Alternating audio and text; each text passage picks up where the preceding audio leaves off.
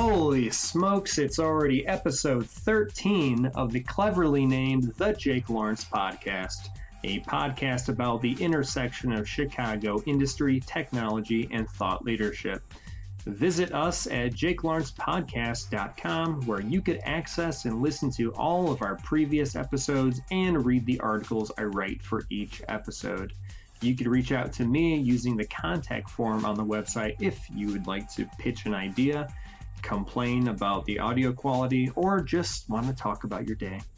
By the way, I'm your host, Jake Lawrence, and today's guest is CEO and co-founder of Sapphire Apps, Anish Dalal. He has built over 500 iOS apps, controls an influencer network with over 250 million reach, with clients like Lindsey Lohan, Bart Baker, and Alesso. Anish and his team combine App Store optimization strategies and influencer marketing campaigns to amplify brand engagement. Today, we talk all about how he became a co-founder of a quickly growing company, his thoughts on the state of influencer marketing, what's next for his niche, and we wrap it up with some Lonely Island picks. Visit Anish and the rest of Sapphire Apps at sapphireapps.com. So without further ado, I bring you Anish Dalal. Hey, what's going on, Anish? Thank you so much for coming on to the podcast. Hey, Jake. Doing good. Thanks for having me. All right. Yeah, Chicago was beautiful today. It was nice and hot and muggy, and I actually got some rain coming back from work.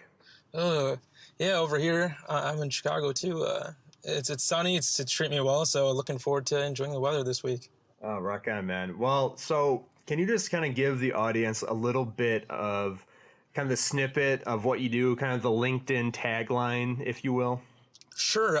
So currently I'm the co-founder of Sapphire Apps. We help influencers and celebrities monetize their followings via mobile applications. Yeah, and I'm looking at your LinkedIn tagline right now, and I love it. It's like CEO at Sapphire Apps. And then it's app expert, built over 500 iOS apps, and then product innovator. Yes. So built a lot of apps in my day. Started 3 years ago. So 500 apps later. I think it's almost 600 now. Just we're building even more apps as we speak. So, dude, that's crazy. Yeah.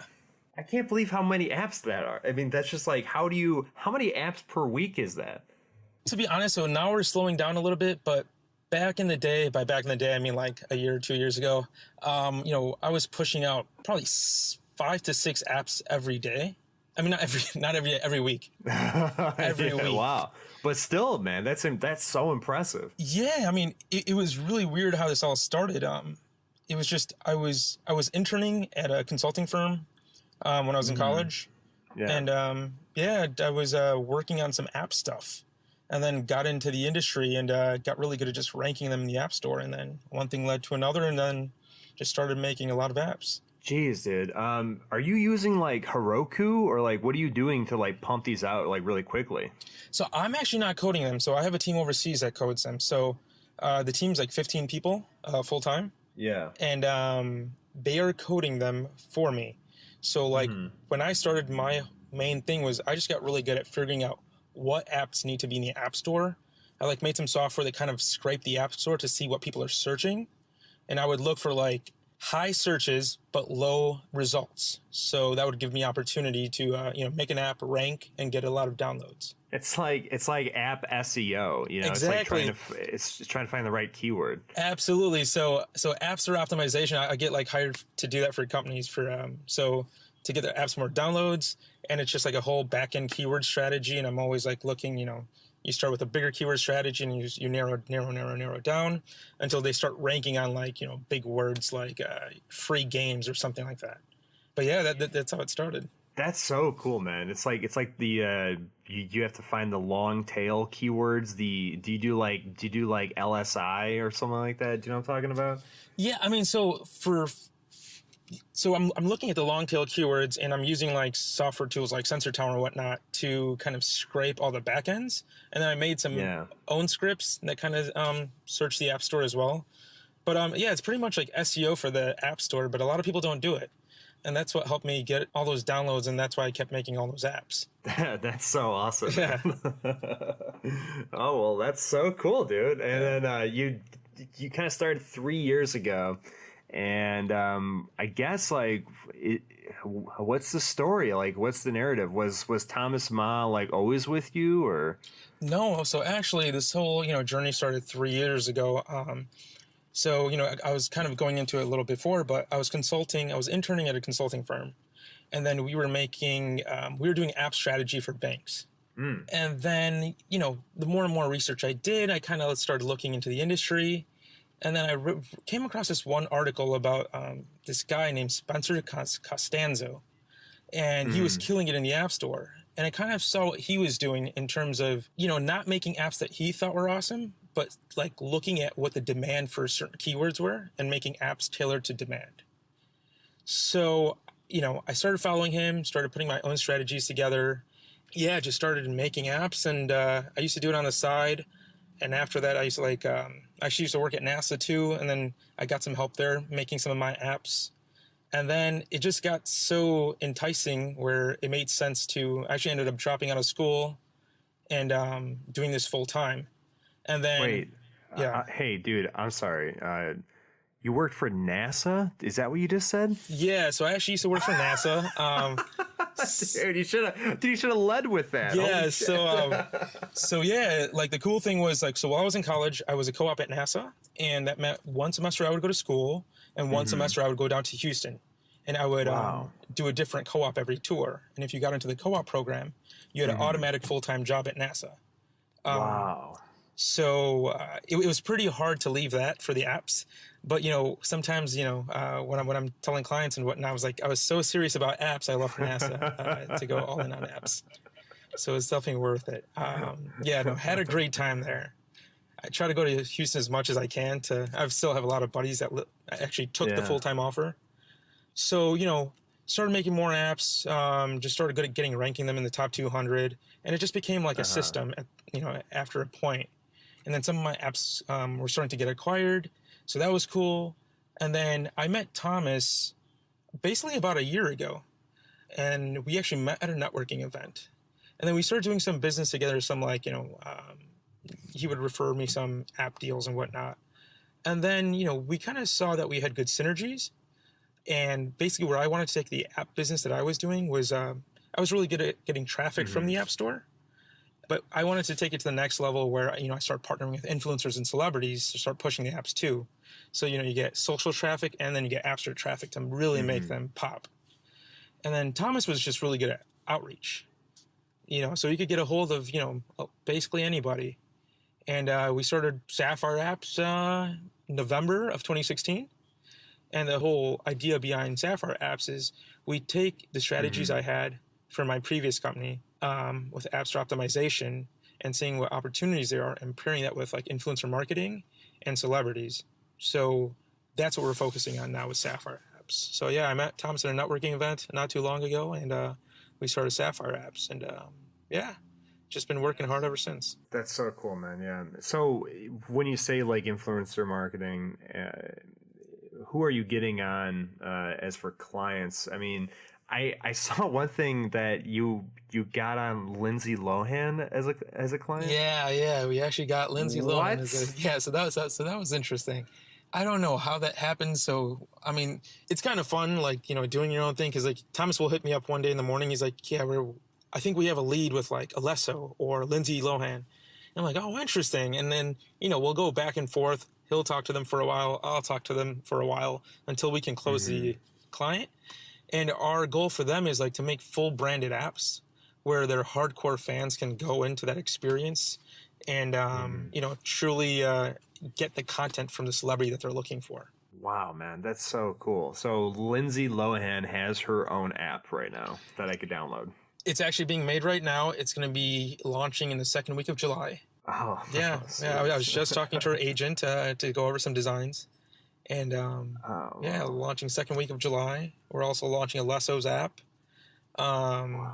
So those are in the pipeline right now. And then we're signing, a lot of influencers and big YouTubers that have like millions and millions of subscribers. So those are all in the pipeline. So we're just working hard at that. Dude, I'm so impressed by the work you guys have been doing, just for the last year, man. And like, look at where you are now. And I saw on Casper Pavlonska's Facebook live feed, he was on a panel of yours on Sapphire Talks on Tuesday night. Yep. How was that, dude?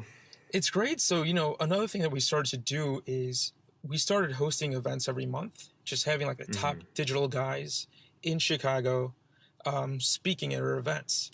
Because what we're really trying to get into now is the whole influencer marketing space and really build relationships there. And the best way to do that whole industry is so fragmented right now. The best way to really do it is just through still personal relationships. And, we find by hosting these events, not only do we get to meet awesome people, but we get to develop good business relationships and also get to hear, people talk like Casper and tell us, amazing new strategies that they're using via social. So we just had our last event the other day, and it was amazing. Learned a ton of stuff, and afterwards got to network with everybody, and also got to give a keynote. So that was kind of fun as well. Speaking of which, I'm looking at your LinkedIn post activity, and you posted something yesterday. It was like an image of your keynote, and it's how my mom taught me how to get 15 million downloads. Subtitle: Growing Up in Our Liquor Store. Yep, absolutely. Do you want to tell us a little bit about that? Sure. So, one thing that I thought was interesting when I was putting together, some learning that I had, to share with the audience was I grew up in our liquor store. My parents, growing up, I would always, my dad would be at our other store. We had a few liquor stores, and he wouldn't come home until 6 p.m. to relieve my mom at the liquor store by our house. So after elementary school was done, I would run over to the liquor store that we owned right by my elementary school, and me and my mom would stay there until 6 p.m. until my dad came, and then we'd go home. And, the great thing was I learned so many business tactics from there, because I would finish up my homework, and then, I would ask my mom, can I try to sell some stuff to make some extra money to go buy a bike or something? And she said, yeah, if you can increase, revenue at the store, I'll give you the difference. So I was just, learning how to sell more at the store. Start off like trying to push candy and chips, but obviously at a liquor store, people come for liquor. So like one of the key things I learned there was we had these generic liquor bottles that we had really high margins on, but obviously no one would come in for them. Everybody would come in for the traditional stuff like Jack Daniels or Captain Morgan. So I started putting those bottles right next to those really popular ones. So, it would say, oh, you like Captain Morgan? Try Captain Jack for half the price, same quality. And that would start making those bottles sell. When I started working in the App Store, I started doing the same thing. For example, I learned that somebody comes to the App Store to search for games that they've been marketed, to about. So somebody would search Clash of Clans, spends millions of dollars of advertising. So instead of just making some random games that I thought were cool, I was one of the first people to make game guides for app games. So if you search Clash of Clans back in the day, Clash of Clans would come up first, and the second app would be Clash of Clans Cheats, which would be how to beat all the levels, and that would be by me. So that's where I got a lot of my downloads from, just kind of playing off, other people's popularity. Same strategy as the liquor store. Yeah. So smart. Yeah. So that's how my mom taught me how to get 15 million downloads in the store. I love that, man, so much.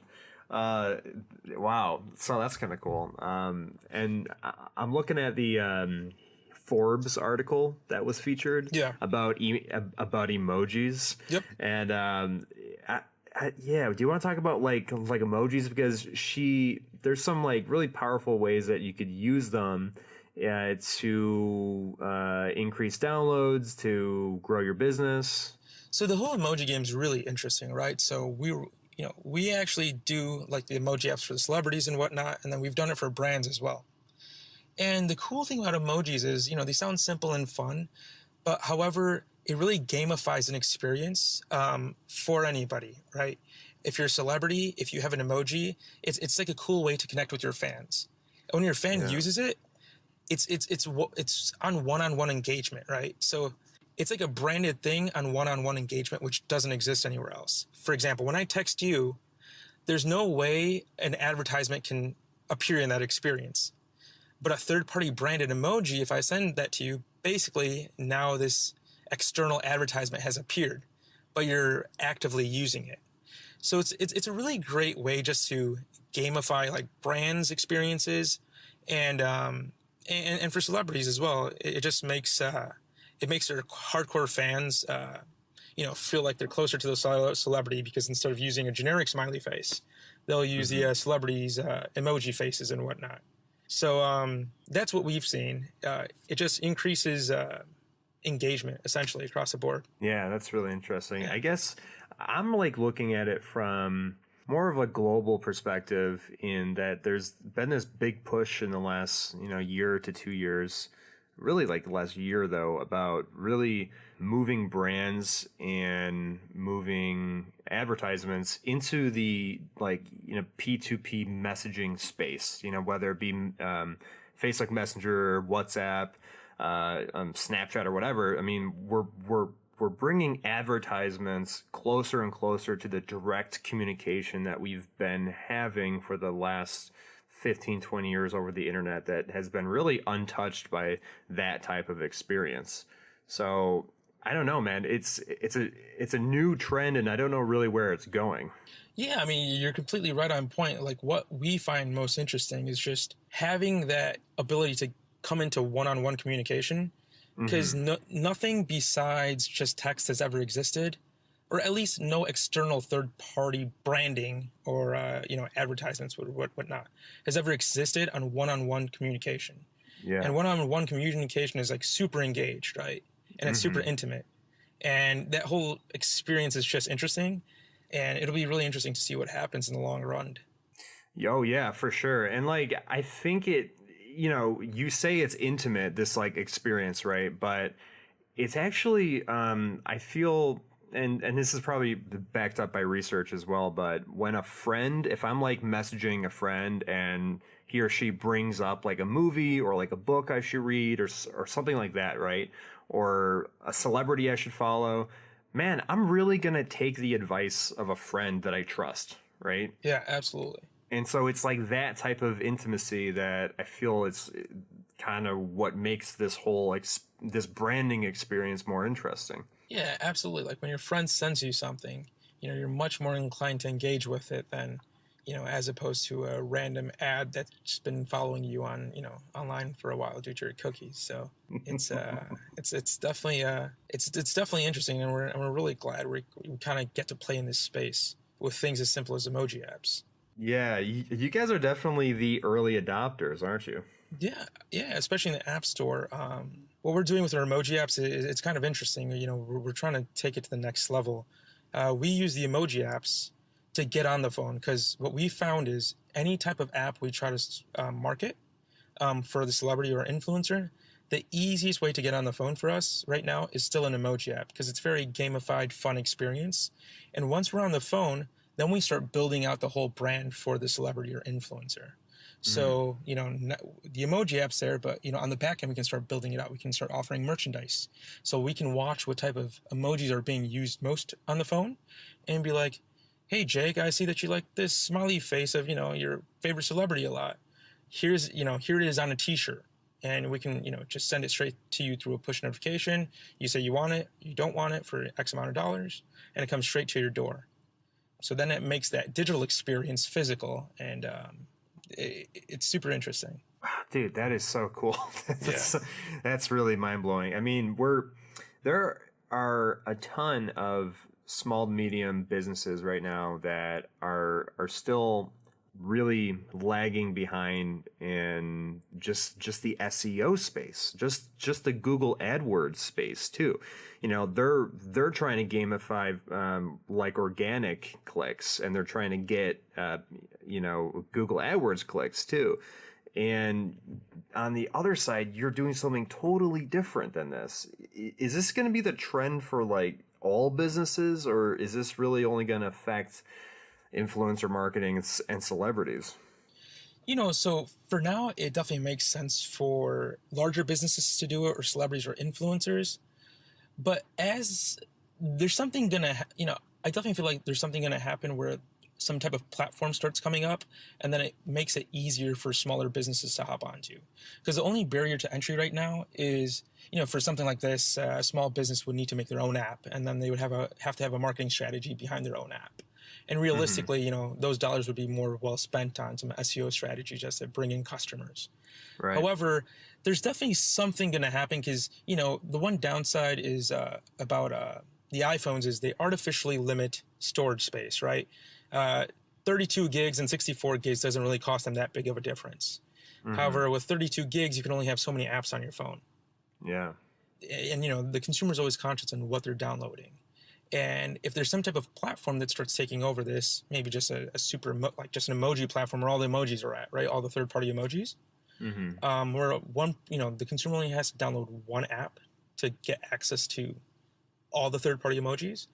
I think that's when small businesses can start, playing in the game, because then they don't have to push their own app per se, to a consumer. Yeah, like a do-it-yourself branded emoji builder, like Squarespace or something. Yeah, absolutely. And then it just all exists on one super emoji app.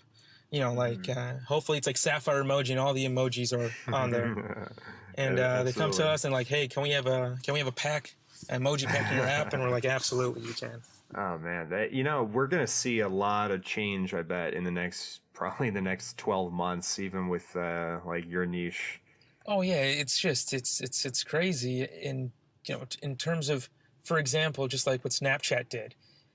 When they bought up Bitmoji, it just changed the game because it makes Snapchat so much more engaging now. You have your own emoji. Then Snapchat does a super smart. They have the trendiest emojis in there. Like if fidget spinners are trendy, they'll make fidget spinner emojis with your Bitmoji in it, and it just makes it super engaging. And just seeing where this is going, before it just sounded like simple emojis, and companies are making big businesses out of this, and it's once again just super interesting to see where this space is going. Yeah, I'm interested, especially with Snapchat. You bring up Snapchat. They just had their big IPO, in March or something, a couple months ago, and it kind of flopped. Yeah. So I'm not sure if that's an indication, of where the market's going, or maybe it's just their company strategy. I'm not sure. Yeah, no, it's definitely because we do a lot of social engagement in terms of, in order to make our apps work, we'll build up pages, social pages, and then we'll bring that traffic to our apps. So what we see interesting in that space is Snapchat is very hard to build a following on because there's no discoverability in Snapchat. You won't randomly discover somebody because you have to manually type their name in.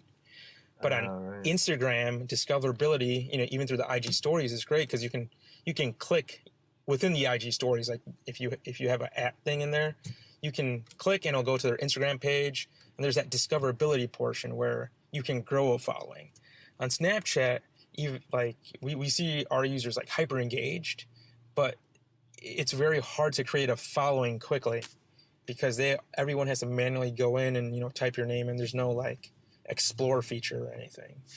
So that's the only downside I see about Snapchat from our end. But I feel bad for them. their stock's down.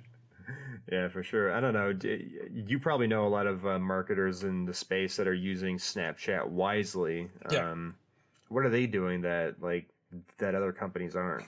So what we've seen with Snapchat and people using it really well is if you can get your following on Snapchat, that's going to be the most engaged following ever, because they are literally going to your story, clicking, and deciding to stay there without any discoverability.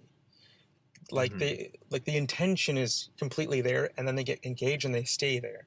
Because there's no, Snapchat doesn't have an auto roll anymore where one story stops and another story begins. If they're viewing your story, that means they're hyper engaged. So the marketers that we've seen, do pretty well with Snapchat is, they'll take their followings from their other networks and bring them over to Snapchat. And those will be their super fans. Let's say they have 100,000 on one platform, but they only might have 10,000 on Snapchat. But those 10,000, will probably do whatever that marketer says or, that celebrity or influencer says because they're super engaged.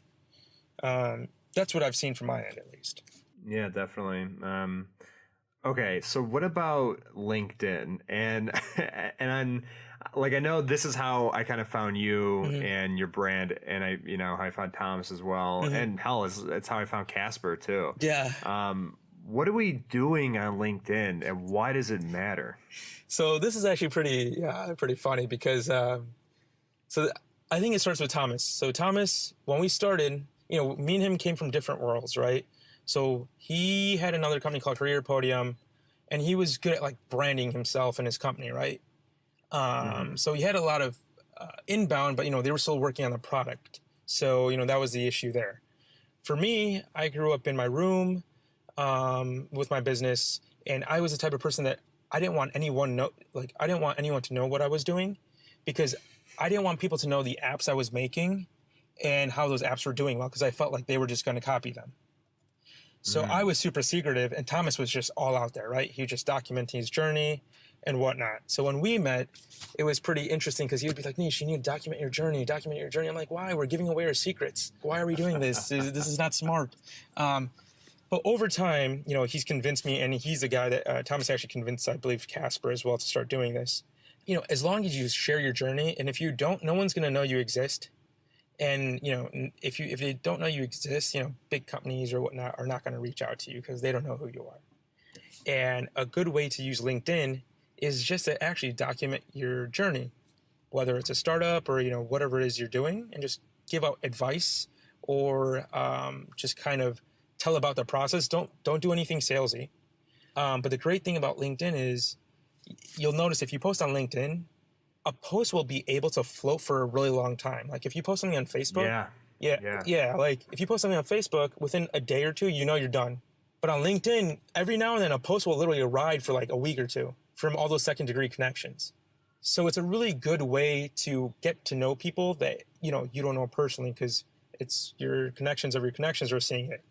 Yeah, so, we've just started to document, what we're doing and just posting it on LinkedIn because we see it as a good place to, just show people what we're doing and what we're good at.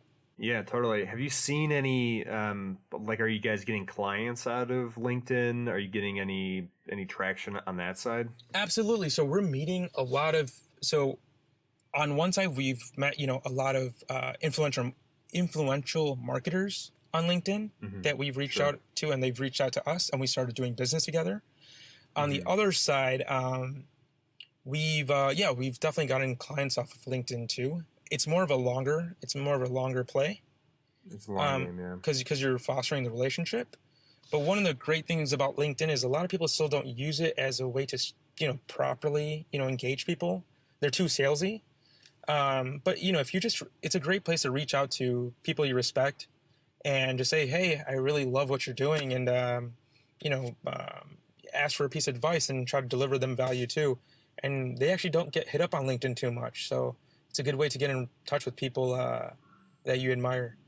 Yeah. So I've had a lot of success on LinkedIn. I started really recently, about 3 months ago. Yep, same. And I'm, over 6,000, followers right now. And then if any of my friends are listening, they're all going to be rolling their eyes and come on, Jake, Jesus Christ, why is he talking about his followers? But anyways, it was interesting. I did a post a week ago, and it got 2,000 to 3,000 post views, and then it just kept on growing and growing and growing, and it's at 18,000 post views now. And I'm like, holy cow! So you're right about it. It's just there. It just waits on people's connections on second tier connections for a week or two. So that's kind of cool. Yeah. But I just recently, though, this last post I did 2 days ago kind of blew up too, and I have almost 100 likes and a bunch of comments, and it's got 15,000 post views, and all of a sudden I started getting a ton of messages just from people, right? Yeah. And it's all these second degree connections that we're seeing it on my first degree connections.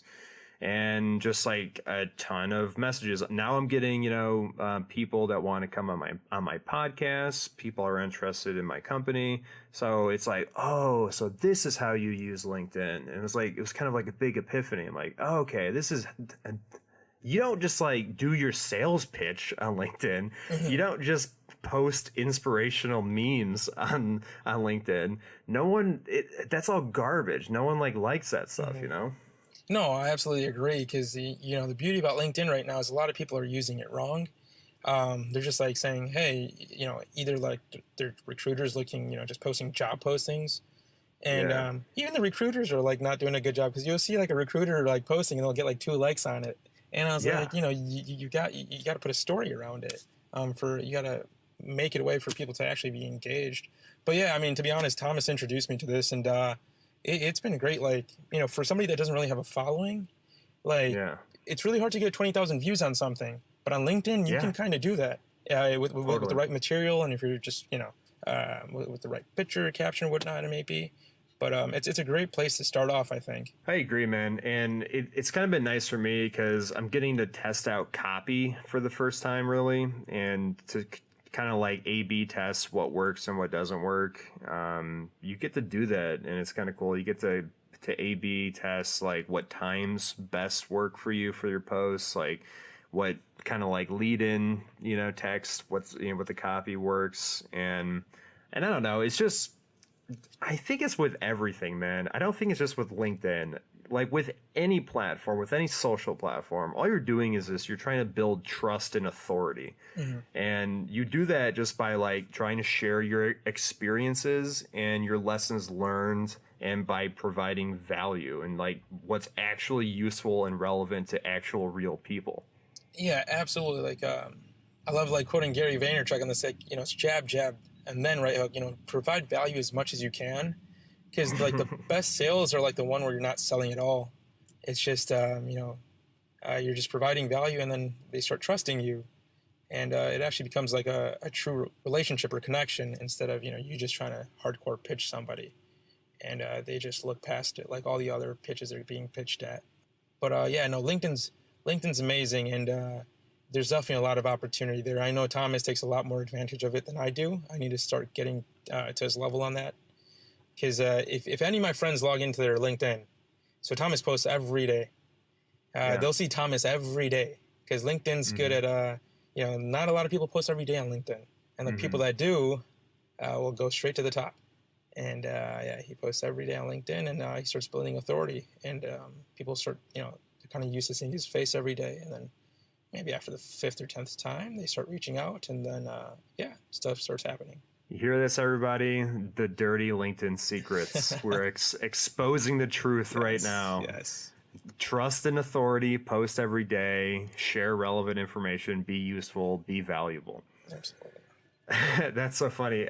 Casper and I were talking on the podcast last week or whatever, and he was explaining like how he markets, and he likes to say, he was like describing it, and I was like, oh, so you use persuasion and control to influence and trick people into going to places to do an action. He's like, well, I wouldn't say that. I wouldn't do that, But it's like totally true, but we just use kind of different words, for this stuff. And so like I had on another person yesterday. So I had on my friend Alex, and we were talking about it. And he has this like whole thing about, he doesn't want to seem fake. He doesn't want to seem dishonest. And he feels that like, oh, you're just building trust and authority, like to do something, to either get new clients, to make relationships, to make money. So it's like I don't know. Do you have anything to say about that? Because like I'm trying to like come up with the best defense for that argument. I mean, to be honest, like for example, like even when I'm posting right now, or even when Thomas posts, at the end of the day, everyone's trying to do something for a reason. I mean, there's never something just happens naturally, even if you're doing it for a good reason, right? You're doing it to feel good or whatnot. But what we're like, even when I post on LinkedIn, like we don't really have a pitch. Like we're working with influencers and celebrities, but on LinkedIn, we're just kind of sharing our story, and we don't know what, the end result there is. We're slowly building a following.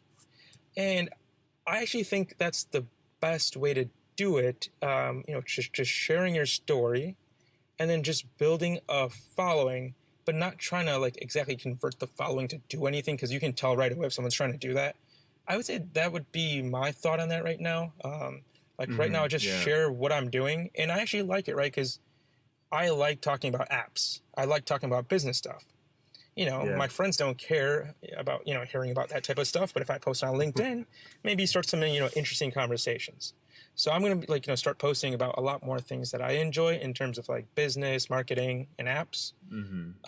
And, just start posting to see what type of conversation starts showing up. So I'm just going to use it as an outlet for, things I'm interested in. That are like related to marketing and business.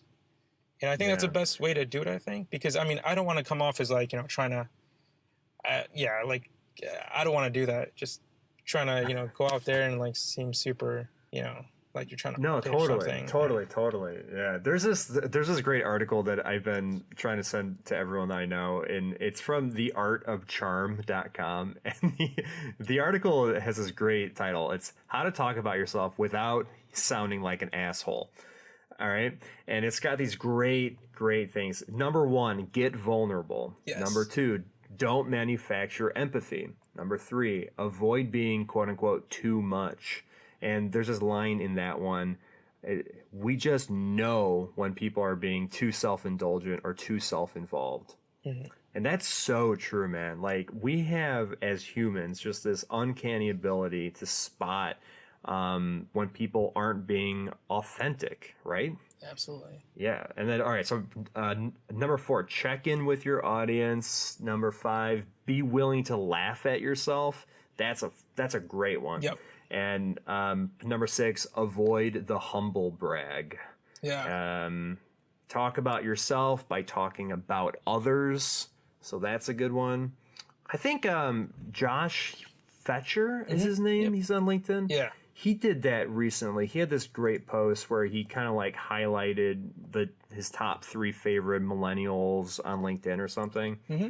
That was a really good post. But yeah, that was like the whole talking about yourself by talking about others. So yeah, no, I completely agree with the first one. I think that's like the best one. I like just be vulnerable.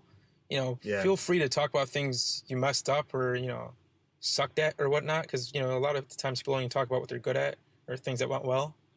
And I think sharing the down times or bad decisions you've made is probably like the best way to connect with an audience, so they know you're just not all into yourself or whatnot. You're actually being transparent. Yeah, transparency, man. That's a big one. How do you what's your advice for people who, I don't know, are having a hard time getting vulnerable? And I know this is beginning to sound like a therapy session, but for people that like want to market themselves, to brand themselves, or trying to get into what we're talking about here, like, what's the best way to get vulnerable? That's actually a great question, because I actually went through the same thing too, right? Because as I said before, I never posted anything. I was just like super stealth about my businesses. And then, Thomas was just posting about everything, right? Literally everything, every good thing, every bad thing. And then, he would always push me to do it too, because, as you started, getting good results from LinkedIn and meeting really interesting people, he's like, you should do it too. And it was really hard for me initially, because being vulnerable and being transparent is the best way to put out content, but it's kind of hard initially. And the only real advice I have is, once you do it once, it's not hard anymore. Like, it's just getting over that hump and, telling yourself, okay, I just shared that. And once you do it a few times, just like anything in life, it's not hard. And then you see people connecting with you on your vulnerability, and they're like, oh, I actually went through that too. And then it becomes super interesting, because then, you're having conversations with people, just talking about it more. So I think just going ahead and just doing it once, twice, 3 times. And after the 3rd time, it's, you're not even thinking about it anymore. You're just being super transparent and, sharing your full story. Yeah. But I guess a word of caution, don't open up too much. I mean, be aware of the context of LinkedIn or wherever you're going to be doing this in. Like, you don't want to be too raw.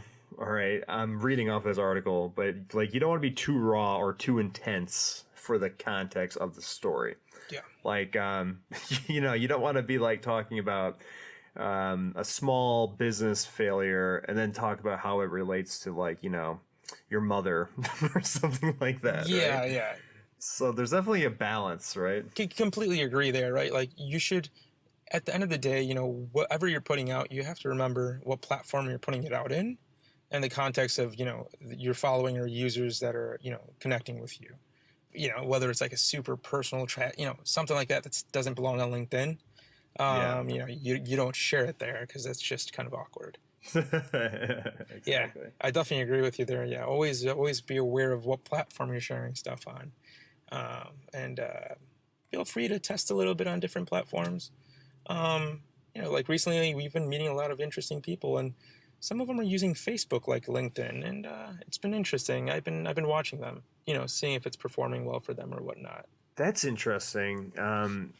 Facebook, you know, I guess for me is like, because I've been thinking about doing that too, right? Mm-hmm. And but like, it's like I have a certain a persona when I'm on LinkedIn, Yes. and I'm not so sure if it like translates so well to the type of face and persona I use for Facebook, because I'm talking to 350 of my Facebook friends, and I've like whittled that number down over the years because, you know, like I don't want too many superfluous people on my Yeah. Facebook.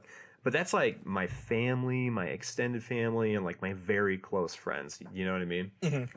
And I feel weird. Yes. Like I feel weird. I definitely feel you because yeah, I'm watching because we're meeting a lot more people that are really well networked, and Yeah. It's interesting how they use Facebook. I'm not sure if I'm comfortable to that point to use it like that because I still see it as my, you know, like I don't want to take over every platform where I'm, you know, I want one of the platforms at least just to be for you know my friends and my family, and then you know every now and then if something really cool happens, I'll share it. Yeah, I completely agree with you. I'm not sure if I'm at that level yet, or if I feel comfortable with that. However, I've seen people do a very good job of using their LinkedIn essentially. Well, I mean, not using their LinkedIn, using their Facebook as a really good networking tool. You know, they go to Yeah. these conferences, they friend all these, you know, people that they meet, and they start putting out Yeah. content, and you know, It's probably a smart play, right? It's Yeah. probably a very smart play. And one type of I guess trick that you could use, a tactic that you could deploy if you are trying to do this, I learned from someone that I saw that was doing it well, and I kind of asked her the same question that we were talking about. I'm like, how do you like do this, and like how do you like, because the way that I talk to my friends personally is very, very different than how I'm talking on LinkedIn. All right. There's probably going to be a lot more cuss words. There's going to be a lot more politically incorrect type of statements, right? It's just how we are, right? Yeah. Unless you're a saint or something. Yeah. But so she responded, I use the Facebook wall, and for all my, you know, value adding propositions, and I do all that kind of, you know, content strategy. And then I use Facebook Messenger and Facebook groups for everything else. So I'm like, oh, okay, cool. So I had this Facebook group called Resistor, and it's all the people that I met in this message board called Anime League back in the day when I was like 12, and I was like really into anime from like 12 to 16, and whatever, I like anime and I still watch it. But anyways, we like all kept up, right? And it's been, geez, you know, 15 years later, we still know each other, right? But we had a very specific way of talking to each other because we grew up when we were 12 in the wild west of the internet, right? yeah, And so we can't let that spill over into the real Facebook world. So we have to contain it into a private group, you know what I mean? Mm-hmm. So anyways, that's just kind of like, you know, one tactic that you might want to deploy. Yeah, no, that's we've been recently really using Facebook groups. You know, there's a lot of really good groups out there. That, you know, are like private and you get invited to, and then just really good content in there. So that's where I do most of my like Facebook businessy stuff. It's just these groups, and Okay. you know, I'll post my content there. So the people that are looking for that type of content they're actually, they get to see it. And, it's a really great way to connect with, and, mostly all these people, all the people in that group are our age, they're in their 20s. And it's just a great way to connect because, you post your stuff and, you can put a face to the person and, see a little bit more about themselves. And every now and then, get a little update on your feed about, whatever they're doing. But, we've used that pretty well. And then to be honest, like, man, we've closed a lot of like business deals on Facebook Messenger recently. Seriously? Yeah, it's been great. Like we would meet somebody like at an event and then we just start talking with them on a Facebook Messenger. We've closed a few deals on Facebook Messenger and it's been great. Dude, that's awesome. Yeah, it's been great. Do you use the Facebook Messenger Pay system? Pay system? Oh no, I haven't used it yet. I'll randomly request like $1,000 from like my friends just for fun. I do that. I do that when I'm mad. I was like, dude, come on, man. Give me my $15 back, but like I just charge him $1,000. So it's a good way to get somebody's attention. I'm glad that's like across the board how everyone uses that pay system.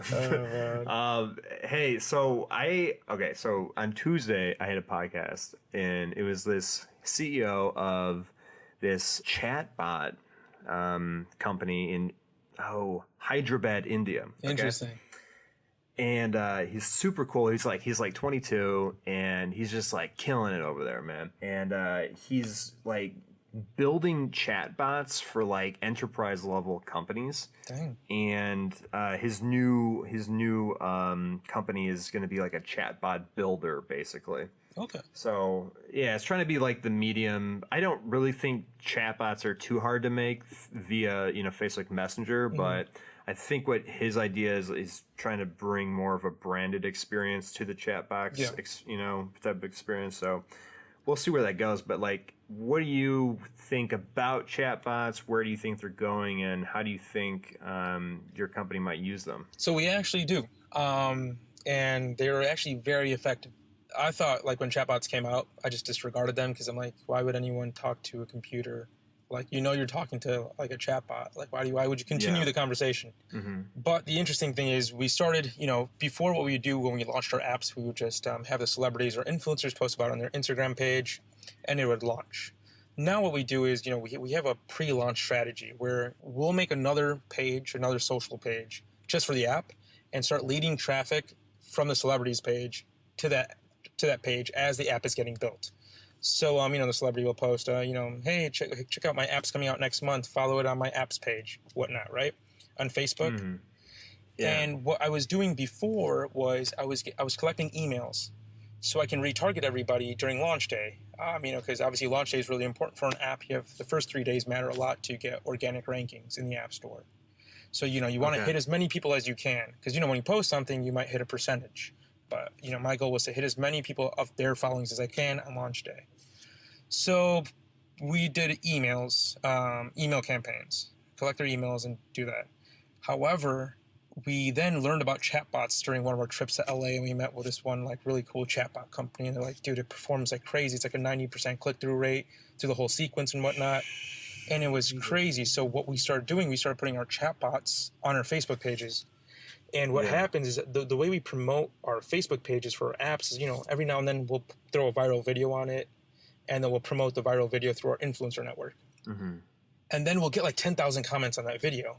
Before, what I would do is like, whenever I was just chilling, I'll just go in and go through all the comments and just make sure everyone was invited to like the page if they hadn't liked it already.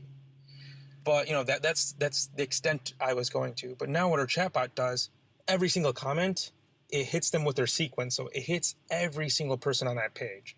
And sometimes, we have videos that have like 10, 15,000 comments on them. And it takes them through the whole sequence. So it gets their, information. At the end of the sequence, if the app is live, we pitch the app or we pitch apparel with the emojis on it. And it does so well because what happens is when the chatbot is talking to you, and you stop talking to it and it talks back to you, it sends a push notification to your phone through Messenger, which is super powerful. So that's how we realized we were getting so much conversions because when you stop talking to the chatbot, it's sending a push notification. If you get a push notification from Messenger, everyone's looking at it. Yeah. I'm still here. I might be one of your friends. Yeah, exactly. It's like, somebody saw somebody, messaged me on Facebook Messenger, and it's just crazy. I thought this would never happen, where people complete the sequence with the chatbot, but I Yeah. don't know if it's just like the fun part of it, or I have no idea. But we get a 90% completion of the sequence. Dude, I just can't believe 90%. That's ridiculous. It's crazy. Like, this came out, during F8, last year or whatnot, and they were really pushing the chatbots. And I'm like, who would talk to a chatbot? Right. But it's just how, Facebook has really integrated it, deeply into their messenger, and they're really pushing for it as well. So it gives you those push notifications, and make sure you're listening to it. So it's cool.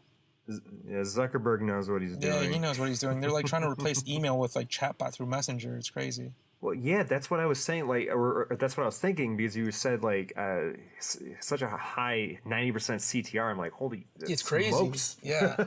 And then I was thinking about email. I'm like, email's nowhere near that. Yeah. Sometimes it's 30 to 80%, but Jesus, I've never heard 90. And it's crazy now, because I've seen some people, now if you click on some Facebook ads, instead of taking you to a page where they collect the email, they're taking you to a Messenger landing page with a chatbot already built into it. So you click on the advertisement, and it takes you to a chatbot. It takes you to a chatbot landing page, essentially, and the chatbot starts talking to you, and it gives you gifts of the celebrity or influencer or whatever. And actually, like, if you ever go through a sequence, it's like, it's really weird to go through one, but like, I can see why somebody would, because I've gone through sequences before too, and I'm like, I know what this bot is doing to me, yet I'm still talking to it. Like, I don't know why. Hey, Anish, tell me, can I describe for the audience like what a typical sequence would look like, and what it would sound like? Yeah, like, for example, if we're pitching one of our celebrity apps, right? We want the chatbot to sound like a celebrity, and I'll be like, "Hey, Jake, I'm glad you liked my page," right? And then we would show like a short GIF of the celebrity like waving or something, right? So that's kind of engaging. Mm-hmm. And then under that, it would say, "Do you want to know a secret?" And then you click yes or no, or you reply to the text bot, the chat bot, right? And you say yes. And then, it would go on and talk about the app, or, whatever merchandise we're, pitching. But it's, it's a fun little sequence to go down, and we have little GIFs along the way of the celebrity doing funny things. So that's how we get to the end of the sequence. And the sequence isn't too long. It's just probably like 4 to 6 engagements. Okay. And people usually complete it all at once. So. You want to know a secret? Oh my God. Geez, I think that given maybe artificial intelligence in the next couple of years, maybe 2 to 5 years, I can't even imagine what artificial intelligence infused with chatbots and with this type of technology, what it's going to look like. No, it's I was just reading an article the other day. In Japan, they essentially came out with a chatbot / Alexa type of piece of technology, or whatever you want to call it, equipment. Mm-hmm. And it's essentially it's supposed to act like your girlfriend. You can talk to it, and is it hardware? It's hardware, yeah. And there's a little hologram, like anime girl in it. And then when you come home, it says like, "How are you? What are you doing?" And it goes through that. And if you haven't been home for a while, since it can sense motion, it'll send you a text message, like like waiting for you. And this whole chatbot thing is just gonna be, because right now they're fun, and you complete the sequence because it's fun and entertaining. And then it's going to get to a point where it's like, it feels like you're talking to a friend or something. And that's when it starts getting really weird. So when they start getting super smart, it's going to be like the chatbot knows how to talk to you better than your friends do.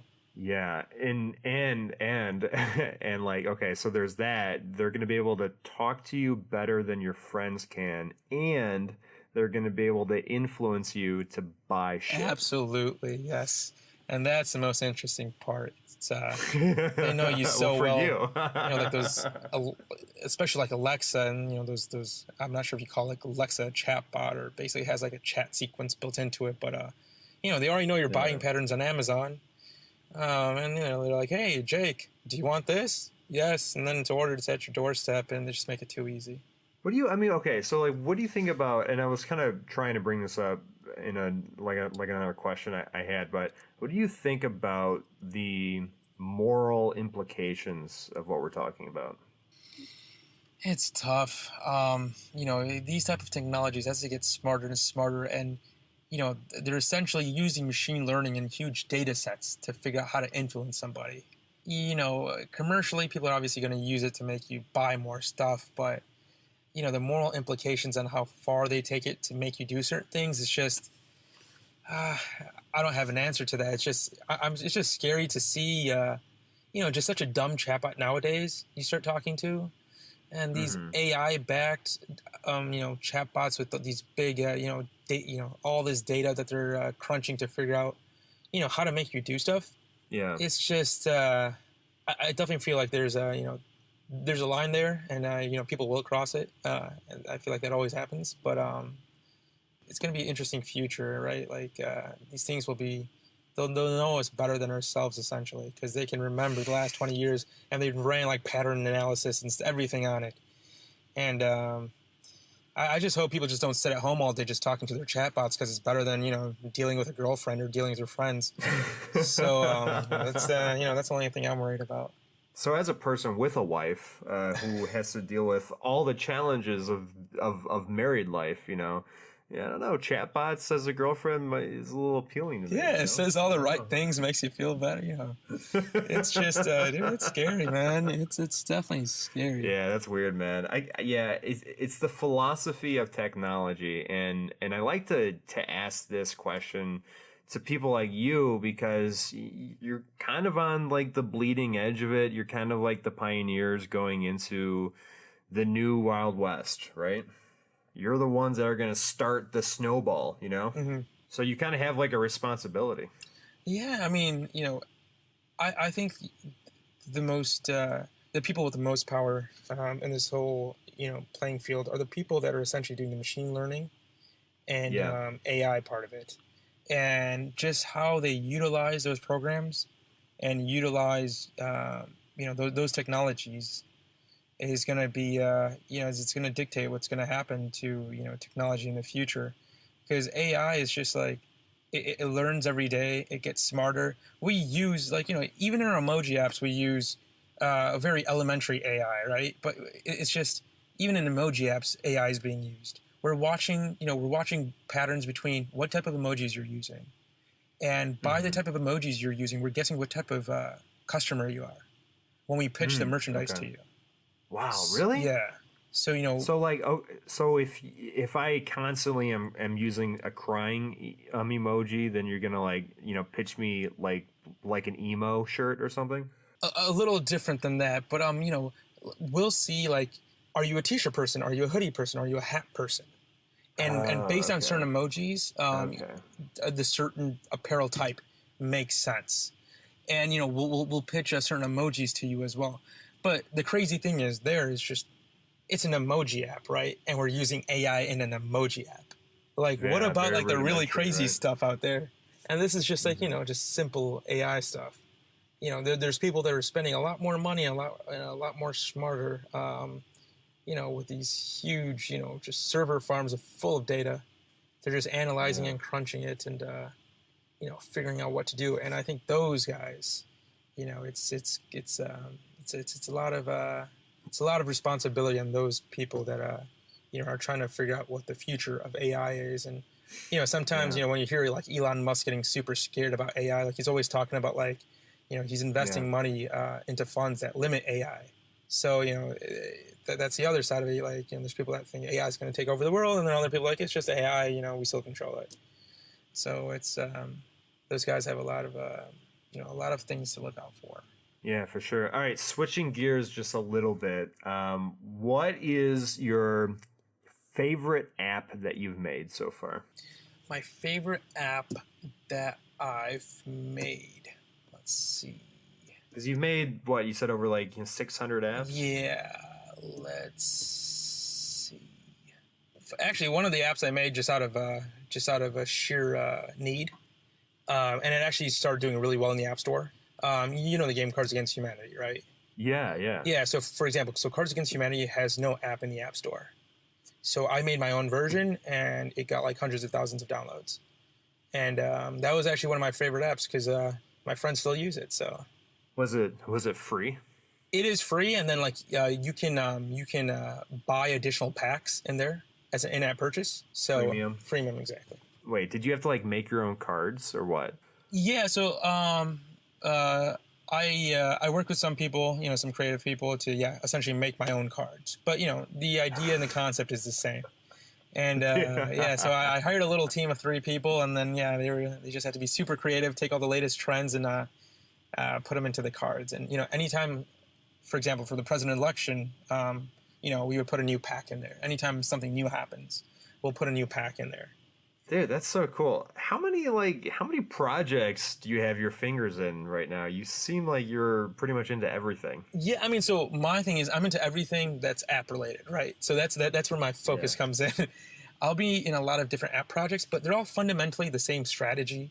Yeah. And so my other company so I still run that company where, I'm just looking at apps that would trend very well in the App Store without any additional, marketing from the outside. They can just do a very good job organically in the App Store. So that's just like a system that I have. And then, but I'm looking at the App Store like 100 times a day. And then my other company, Sapphire Apps, we're taking bigger steps where, we're trying to go after bigger apps, pair influencer marketing with it, and then rank in the App Store. So everything is definitely apps related, but at any given time, I'm definitely working like 7 apps, 7 to 6 apps.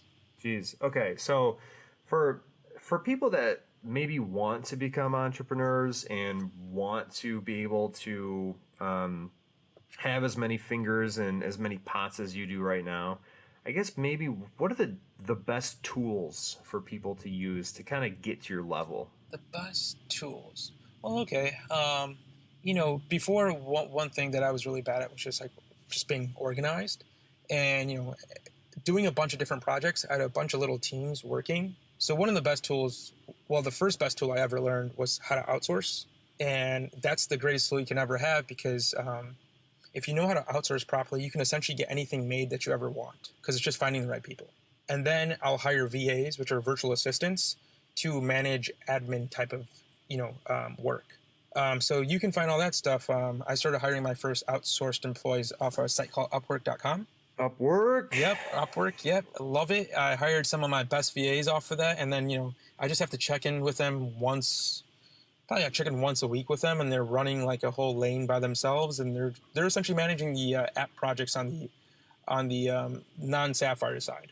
I'll check in with them on Sundays, and I'll spend the whole day on Sunday running the non-Sapphire company with all those 500 apps in it. Mm-hmm. But, that's getting my process out and doing Upwork, and then, just using sites like Task, which is like Trello, essentially, just to organize my thoughts and my projects. And that and Evernote. I think that's all I basically use, Task and Evernote, to manage everything. Yeah, so did you say Task? Yeah, Task. Oh, It's like a sexier version of, it's like a sexier looking Trello. But Trello is already sexy. Trello looks ugly, dude. Dude, go down on Task or go check out Task and then go look at Trello. Yeah. It's like Trello looks like it's from the 90s. Dude, that's hilarious. Yeah. I like Trello. I've been using it for one project and just to try it, and it was kind of cool. But yeah, man, if you say Task, I'm definitely down. It's good. So is it the same? You have like cards and you have lists and you can do different things within the cards, right? Yep. I would just say the Task UI is just much cleaner and it's prettier and looks better. It hits you with a really nice, different picture every day. It has a nice inspirational quote on it, and it just looks nicer. That's nice. Yeah. I mean, are you working just on your desktop like all day or a laptop, or are you just doing it on your phone? Like, what do you think about that? Yeah. So most of the day, I would say I'm on my laptop. And then during my one day every week, I have R&D, which is just me trying out all the new trendy apps in the App Store. So during those times, I'm on my phone the whole time. For me, since I do a lot of app stuff, I guess my days kind of split between the phone, because when I'm on the phone, I'm testing. And when I'm on the computer, I'm creating, or, just managing projects and whatnot. So for me, I would say it's kind of, split 50-50, and then I'll have one day a week where I'm just on the phone the whole day. Dude, testing. This idea of one research and development day is really cool. Did you did you learn that, or did you copy it from someone else, or? Actually, it came about because I was being super inefficient. I was kind of like looking at the App Store, like, because it's really what's the word? It's really enticing to think about your next project. You can almost get caught up in it. So I would always be looking at all these apps. I'm like, okay, I'm gonna go after that one, and I'm gonna kill that one. I'm gonna kill that one, and I would just get excited about these projects all day, and then I realized I'm not working on my work. So what I decided to do was just split up my R&D days when I'm, like in my creative research zone. And then, Monday through Friday is my work day. Saturday is my research day. And Sunday is when I focus on the non-Sapphire company called Bluestone. Bluestone. Okay. So I guess my follow-up question is, how many hours a week do you work? So that's actually a really tough question for me because I don't feel like I work at all, but I work all day. Because it's actually like a lot of fun. I probably do work all day, whatever that is in terms of hours. And actually, I stay if you ask Thomas, is Anish awake at 6 in the morning, 4 in the morning? Yes, he is, because I'm managing the overseas teams. So my sleep schedule is really weird. I'll go to sleep at 8 a.m. and wake up at 2 p.m. But I definitely work a lot, but it doesn't feel like work. So I'm never monitoring how much I'm working.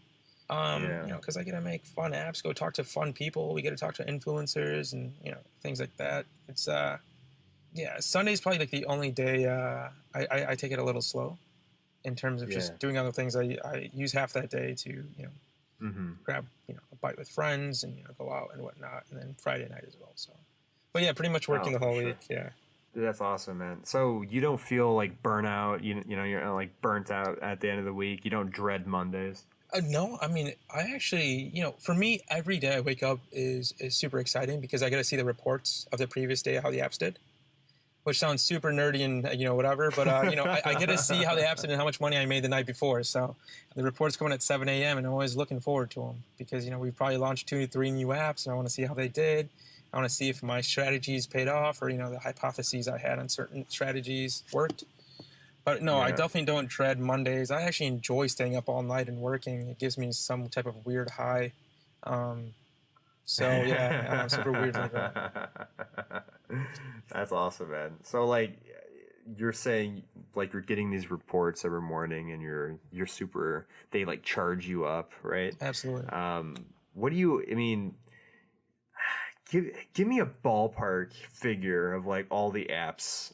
How much are these things making, man? So, they do super well for me. My whole strategy, I'll kind of give you a ballpark, was so I had 500 apps, right? So my goal wasn't to have one app make me a lot of money. My whole goal was, my 500 apps, they'll average around making me $5 every day, all 500 of them. So if you add up that number, it's a good number. So that's been my strategy the whole time. Have a lot of apps make me a little amount of money. But adding it up, it's still a real number. But it was great. And then a company approached me for one of my Bluestone portfolios, and they bought that out. And it was so that was fun.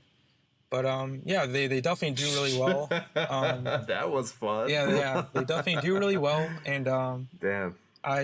Because of that, I started investing in real estate and whatnot, and doing some other projects on the side. Just Yeah, sure. And how old are you again? So I just turned 26. You just turned 26, yeah. So you're 1 year younger than me. That's awesome, man. How does it feel to have made it so young? If you ask any of my friends, they don't really I don't really spend any of my money or anything. And I don't feel like I made it because I have a super strict mom, and she just tells me oh, that's how, oh, good job, but I know so many people doing so much better. And, so she just keeps me on my toes. She'll let me relish in it every now and then. If I kill it one day or something, she'll take me out for dinner. It's just, she's super she's funny, but, I don't feel like I killed it because, what always work, the thing that makes me work even harder is I just don't ever want to take a job, and I want to make sure I have everything put away where, if something doesn't work out for a year, I can still keep investing in my businesses and, still keep growing things. So, me being scared about the future makes me work even harder. And Yeah. it's like a cool thing that just kind of works together, because it, like I'm too scared to spend anything right now besides invest it, because I feel like, okay, like this is cool, I made some money off of these apps, but what if this doesn't work in 2 years or whatnot. So that's where I'm at. So I don't feel like I killed it or anything. Well, hey, you should, man. You're doing a great job. You just started 3 years ago, Yeah. and you're doing better than most people in the world, man. In the world, man. Yeah. I mean, and you're only seeing it relative to the people you hang out with, but yeah, man, you did kill it. You are killing it, and I have a funny feeling you're going to continue killing it for a very long time. Oh, thank you. I hope what we're doing with Sapphire, keeps growing as well, and and Bluestone keeps running.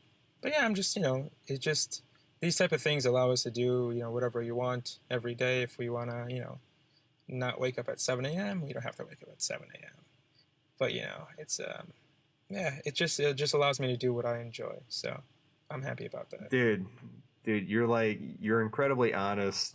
But you're so humble. It's ridiculous. It's almost enraging how humble you are. I just know, like, if you made something fast, it can go way fast too, right? So that always, I always keep that in the back of my mind.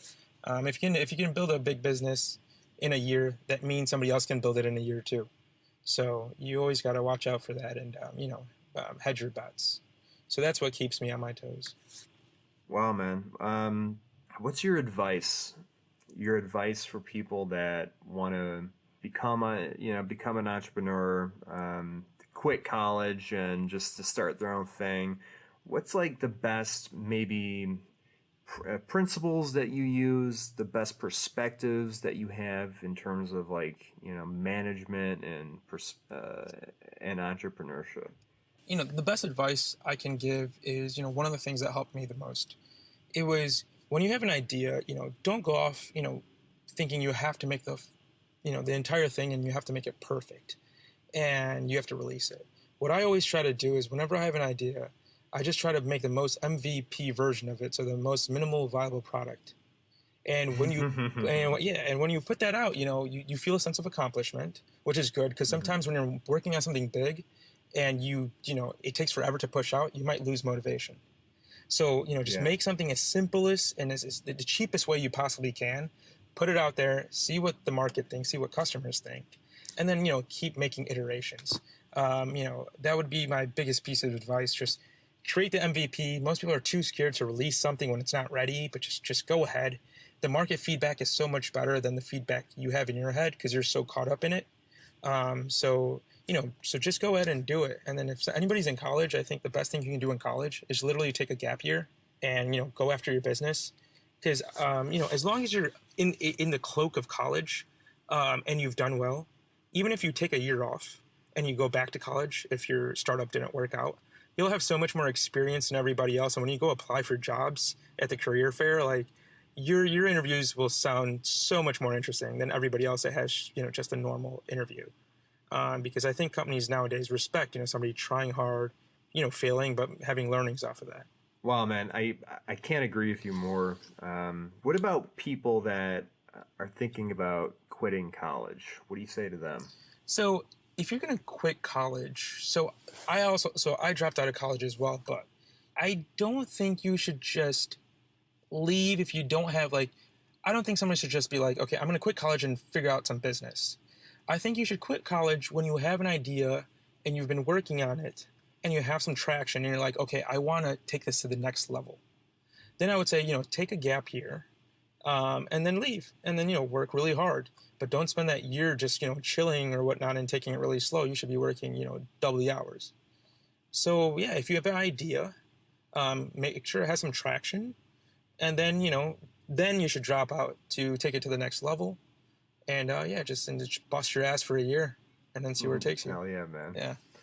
Well, that's awesome, man. Well, hey, thank you so much for coming onto the show. At the end of each episode, I like to bring the guests onto a lonely island where they only have a couple of items, right? Okay. And the first item that you can have is only one book. And there's no one else on this island. That's why it's called a lonely island. What book would you bring to read forever, basically? Okay, that's actually an interesting question. So I do read a lot of books, and they're usually business biographies. But my favorite book is actually not a business biography. It's a book called Einstein's Dreams. And it's just a take on how, it's a take on time and how time is perceived different in these methodical different worlds. It's a very interesting book, and it puts a perspective on what time really means. And it makes you go through a few worlds where time, the notion of time is different. And yeah, that's one of my favorite books of all time. I can keep reading it and reading it again because, you know, it's so much deeper than the text on the pages, and you can get lost in your own thoughts. So that's the one I would bring. Awesome. All right, cool. And if you could bring just one album or one like artist, you know, who would it bring, music-wise? Interesting. So music-wise, so I actually don't have like a favorite person. I just like inspirational music, something that inspires me to work harder. But who's somebody I listen to? Like Eminem's actually pretty inspirational, so I'll bring some of his. Okay, cool, man. That's funny to say that. The guy from India had Eminem as his favorite too. Dude, Eminem's some hardcore, you know, stuff he went through. So yeah, he's inspirational. Dude, relapse and recovery. Oh man, that's some good stuff. All right, so one website, a website that you could bring in your back pocket. Like I do just enjoy just reading news online, but I mean, if it's a website, if it's just one, then I'll probably just use Facebook because it's a culmination of everybody's thoughts and whatnot. So I'll bring Facebook because I actually get a lot of value off of Facebook now. I've been, you know, friends with a lot of, you know, really interesting people, and just to see what they're, you know, what they're working on, what they're doing, you know, just motivates me even more. So yeah, I'll take Facebook. All right, rock on. And one app. One app. Oh man. Yeah. This is the last question. It's going to be the hardest. That is really hard. The funny thing is, I don't even think it's one of my apps. I actually do like those. I'm not sure. Like I've been using a few different ones, but it's like been like one of those like meditation ones. I think it's called Calm, and you know, just it's nice to you know, just you plug in and it takes you to a good spot, and you know, frees up your you know, clears out your brain. So I'll probably take one of those until I make a better one. Yeah. Of course, yeah. Wait, so do you meditate often, or? Actually, I don't. I just recently started doing it. You know, yeah, it's been a recent thing. I've been trying to stick to a better schedule as of recent, because you know, before I would just like work whenever I need to work, but I've been trying to put more structure in my schedule, and you know, waking up, a little meditation. I try to read one of my books for like 20 minutes, and then you know, try to go to the gym or whatnot, but not saying that happens every day, but I'm working on it. It's weird, like all these habits of like effective people. It's just like I think everyone's reading the same book. You know what I mean?